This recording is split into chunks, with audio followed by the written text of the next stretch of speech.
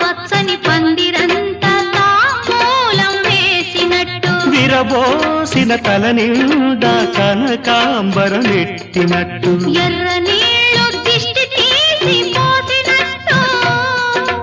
ఎర్ర నీళ్ళు దిష్టి తీసి పోసినట్టు